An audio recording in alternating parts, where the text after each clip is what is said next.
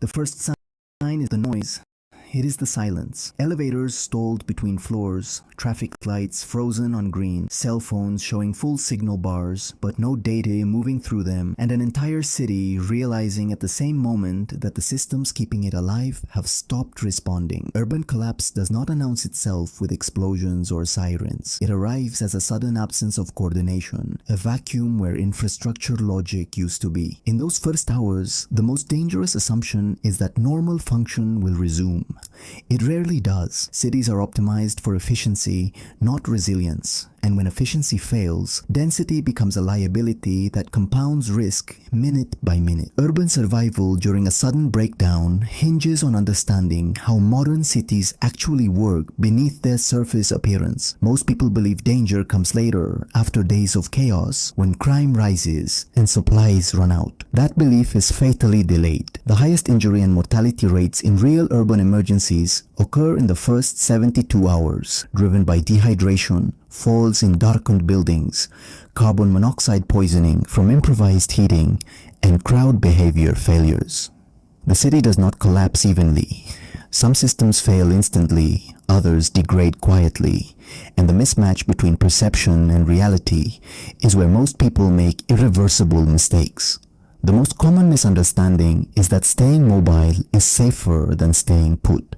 In reality, uncontrolled movement in an urban failure multiplies exposure to hazards. Elevators stop, stairwells become choke points, roads gridlock as fuel stations lose power, and electronic payment systems fail. Emergency services shift into triage mode, prioritizing large-scale incidents while ignoring individual distress calls. Moving through the city without a precise reason and route is not proactive survival, it is blind risk accumulation. The hidden principle is that urban survival is about minimizing entropy in your immediate environment before external conditions stabilize or degrade further. The science behind this lies in systems engineering and human factors research. Cities operate as layered networks: power, water, communications, transport, and waste removal. These layers are interdependent but fail at different speeds. Electrical grids often fail first, but water pressure may remain for hours or days, depending on elevation and pumping station backup power. Communications may appear functional, while back-end routing collapses. People misread these lagging indicators as signs of safety, delaying critical actions like water collection, load shedding, and space consolidation. Evidence from blackouts in New York, Tokyo, and northern Italy shows that those who secured water, controlled indoor air quality, and reduced physical movement early had dramatically lower injury rates than those who attempted to get ahead of the crowd. One of the least discussed urban survival moves is environmental control inside small spaces. When power fails, buildings designed for climate control become sealed containers that trap heat, cold, and pollutants. Candles, propane stoves, and charcoal grills rapidly degrade air quality, increasing carbon monoxide and particulate matter to dangerous levels within minutes. The hidden science is ventilation physics. Even a small pressure differential, created by opening windows on opposite sides of a structure, can dramatically improve air exchange. Yet most urban dwellers live in single-exposure apartments with one external wall.